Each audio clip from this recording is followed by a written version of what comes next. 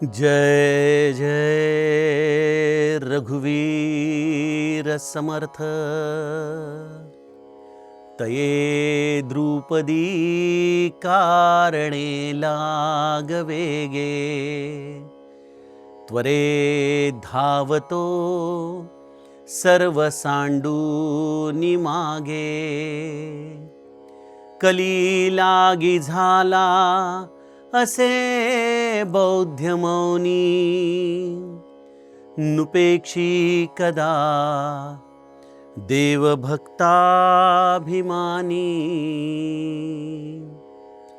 जय जय रघुवीर समर्थ। श्रोता वक्ता श्रीराम समर्थ। जय जय रघुवीर समर्थ।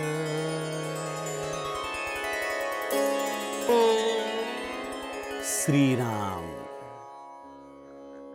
आपल्या सर्वांच्या हृदयस्थ वसणाऱ्या आत्मारामास साष्टांग प्रणिपात करून मनोबोध एक अंतरयात्रा हा श्री समर्थ रामदास स्वामी विरचित मनाच्या श्लोकांचा जो आपण अभ्यास करत आहोत। सज्जनहो, आज आपण त्यातील श्लोक क्रमांक 124 याचं चिंतन पाहणार आहोत। भगवंताच्या या दशावताराची मालिका समर्थ आम्हाला समजावून सांगत आहेत, ते एकाच उद्देशाने की नुपेक्षी कदा देव भक्ताभिमानी। आपण म्हणाल, दादा या दशावताराची मालिका सांगण्याच्या मागे नेमकी भूमिका काय आहे समर्थांची? याचं कारण एक आहे सज्जनो, ही भक्ती करायची आहे, त्याला देह हे माध्यम आहे।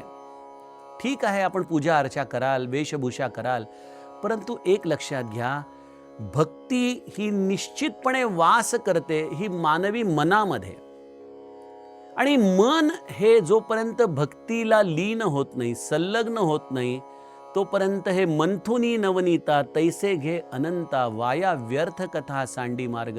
हे मंथन मनामध्ये व्हायला पाहिजे, ही भक्ती मनामधून यायला पाहिजे, आणि मन हे तेव्हाच त्या भगवंताला शरण जाईल जेव्हा या भगवंताची ही अत्यंत सुरस अशी कथा तो आजच्या काळाच्या अनुसार समजून घेईल, आपल्या जीवनाच्या आधाराने समजून घेईल, आणि त्यावेळेला ते मन या भगवंताचं अस्तित्व मानेल, त्याला शरण जाईल। त्याच वेळेला सज्जनो, मना वासना वासुदेवी वसोदे हा जो समर्थांना आपल्याला पुढे जाऊन श्लोक समजावून सांगायचा आहे, ती अवस्था आम्हाला प्राप्त करता येईल।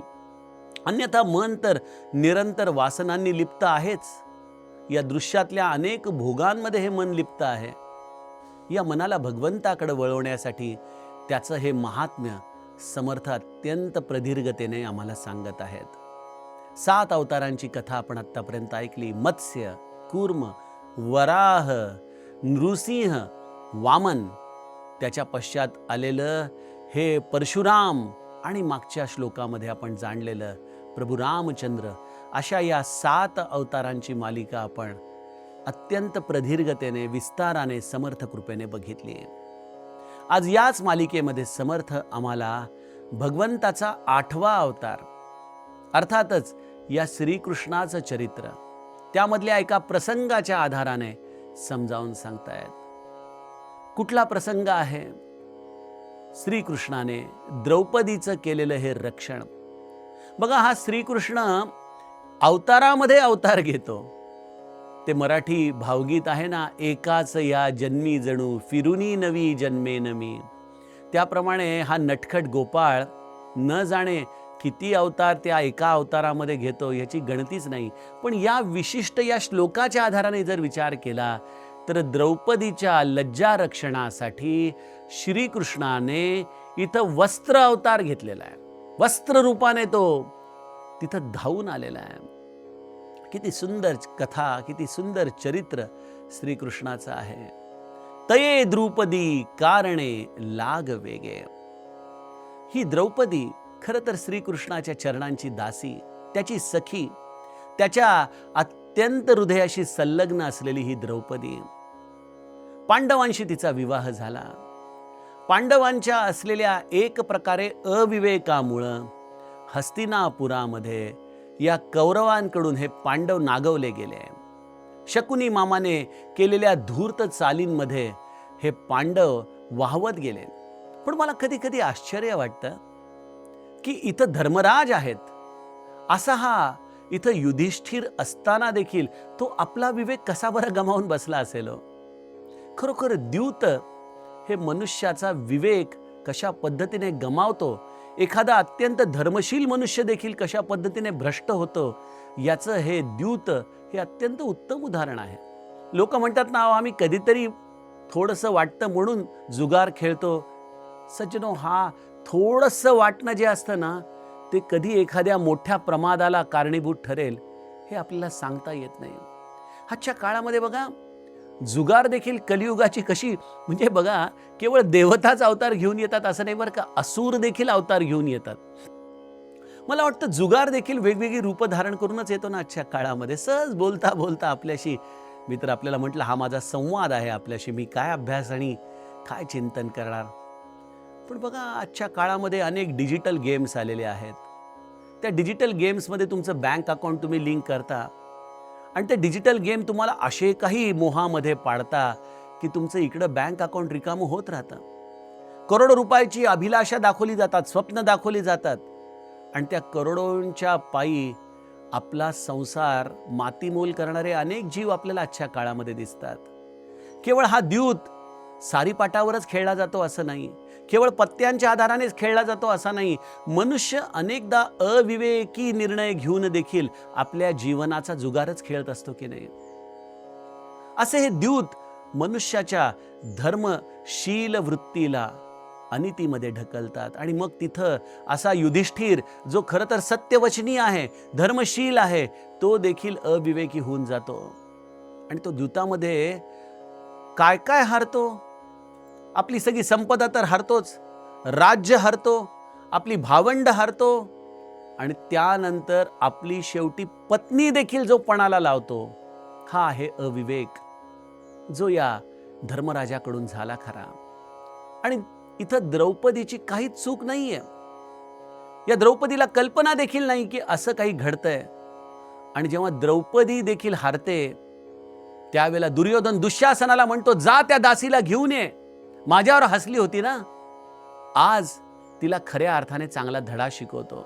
दुःशासन तिथं जातो, द्रौपदी खरं तर आपल्या भावविश्वामध्ये, आणि अशा या द्रौपदीला दुःशासन खेचत बाहेर घेऊन येतो.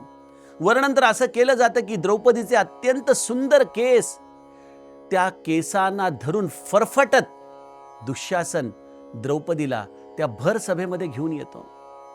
द्रौपदी या सभेमध्ये बघती, सगळ्या बाजूला एक शांतता पसरलेली आहे.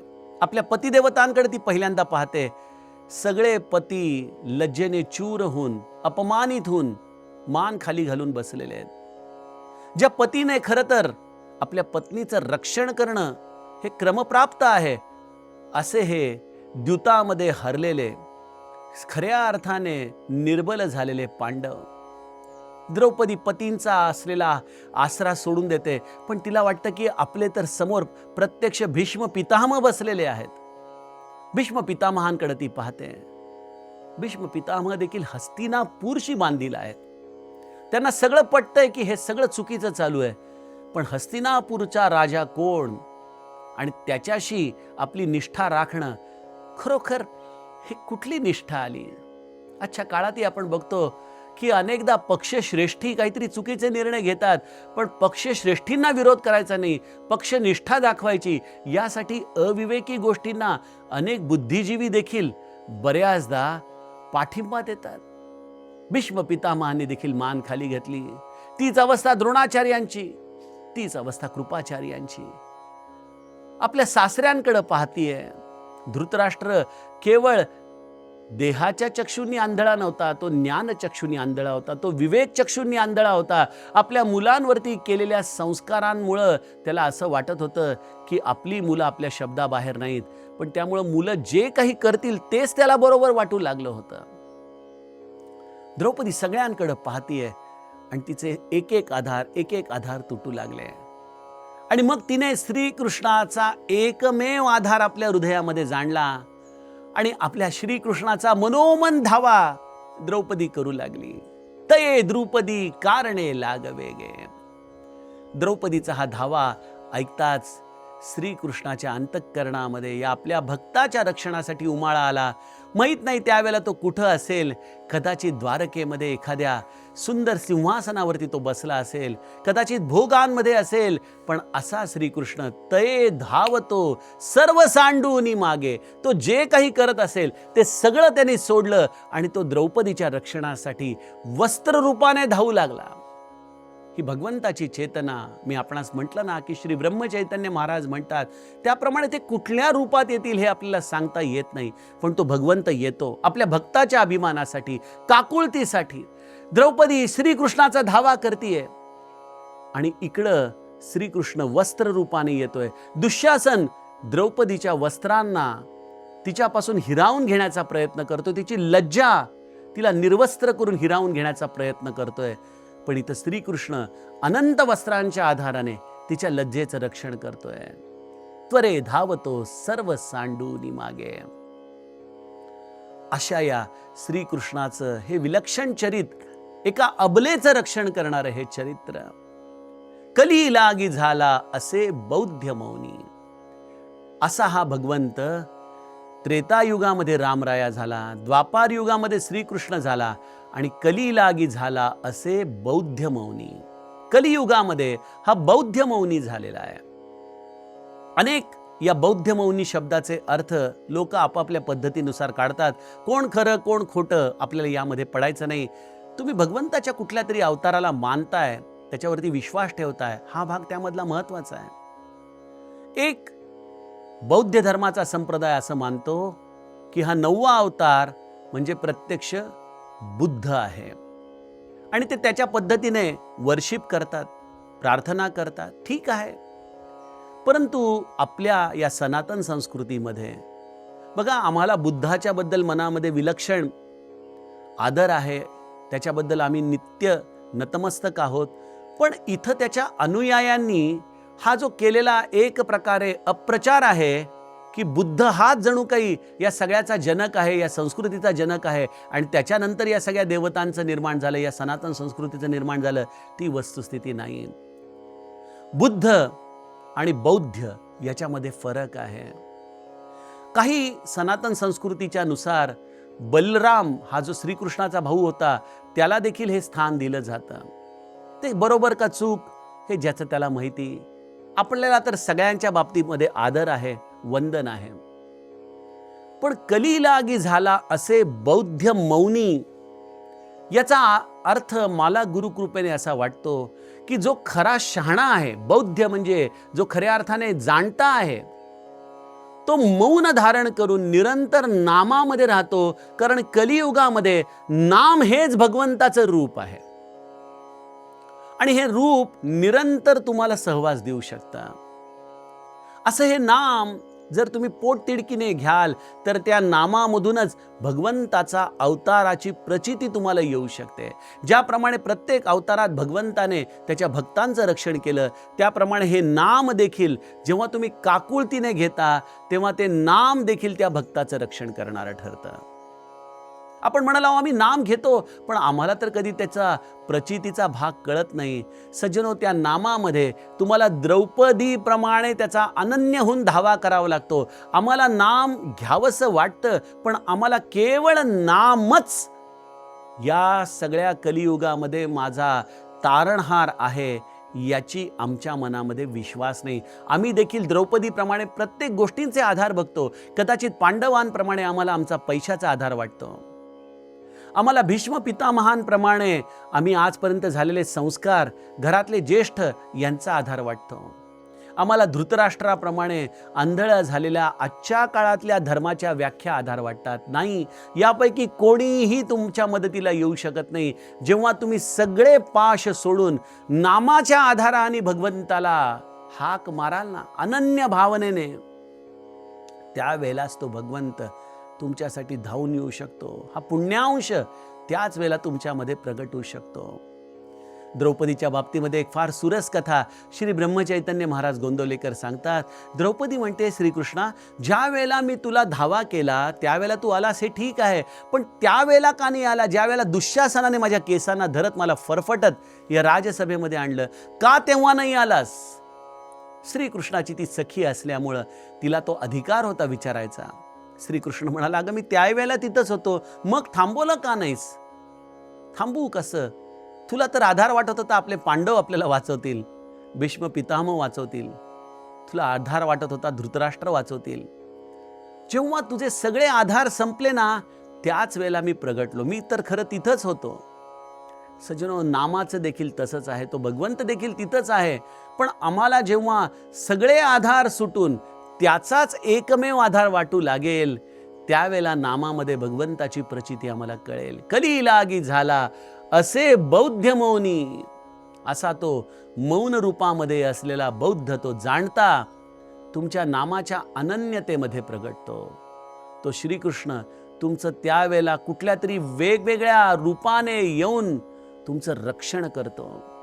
जो अनन्य झाला, जो अति उत्कटतेने त्याचा धावा करू लागला, त्याच्यासाठी तो भगवंत प्रगटतो. आपण म्हणाल, दादा अहो मग या कलीलागी झाला असे बौद्ध मौनी, या कलियुगामध्ये या बौद्ध मौनाला हे चाललेले अनन्वित अत्याचार दिसत नाहीत का हो?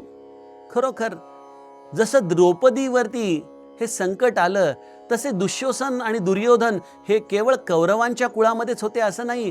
आजच्याही काळामध्ये आपण बघतो अनेक अबला स्त्रियांची अब्रू लुटणारे नराधम आपल्याला या कौरवांसारखे दिसतातच ना. मला आठवतं एक तपापूर्वी निर्भया हत्याकांड दिल्लीमध्ये घडलं होतं, जेव्हा 4-5 नराधमांनी एका मुलीवरती अनन्वित अत्याचार केले.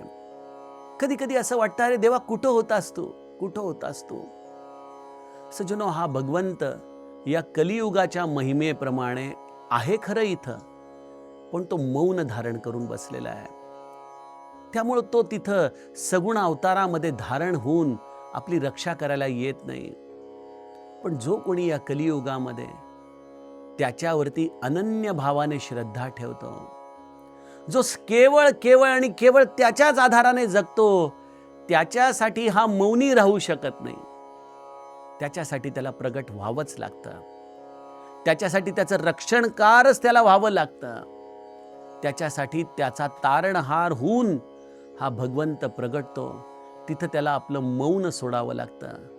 जसं आपण बघतो की अनेकदा लोक मौनामध्ये असतात, परंतु त्या मौनामध्ये काहीतरी असा प्रसंग घडतो की त्यांना तिथं त्यांचं मौन त्यागणं भाग पडतं ना. तसं जो या भगवंतासाठी अनन्य झालेला आहे, त्याच्या रक्षणासाठी तो मौन त्यागून त्वरे धावतो सर्व सांडूनी मागे, त्याच्यासाठी तो धावा करतो. कारण हा भगवंत कालातीत आहे. त्याच्यासाठी कलियुगाचा महिमा बाध्यता ठरू शकत नाही. परंतु आम्ही युगाच्या अधीन असल्यामुळं आम्हाला त्या मौन्याला जाग करण्यासाठी जी अनन्यता आपल्या हृदयामध्ये आणावी लागते ना, ती अनन्यता आमच्या हृदयामध्ये प्रगटत नाही. खरोखरी अनन्यता येणं हा अभ्यासच आहे.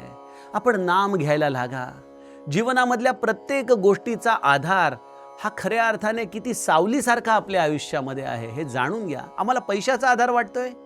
अरे आठवा, ज्या वेळेला आपल्या आदरणीय पंतप्रधानांनी 500च्या नोटा रात्रीतून बंद केल्या, त्यावेळेला त्या 500 रुपयाची दुसऱ्या दिवशीचं मूल्य रद्दीसारखं झालं होतं. म्हणजे ज्या पैशाच्या आधारावरती आम्ही जगतो ना, तो पैसा देखील एक प्रकारे आम्हाला कधी धक्का देईल सांगता येत नाही. मनुष्यांचे तर आम्ही अनेकदा अनुभव घेतो तरी आमचे पाश संपत नाही. आम्हाला जेव्हा ही अनन्यता हृदयामध्ये धारण करता येईल, त्यावेळेला हा मौनी देखील आपल्या मौन्य रूपातून तुमच्यासाठी प्रगटेल, तुमचं रक्षण करेल. आणि त्यासाठी नामसाधना हा एकच पर्याय आहे. अशा या समर्थांच्या कृपेने भगवंताच्या या 10 पैकी 9 अवताराचं चिंतन आपण बघितलं. यातील पुढील अवताराचं चिंतन आपण उद्याच्या सत्रामध्ये बघूया. जानकी जीवन स्मरण. जय जय राम.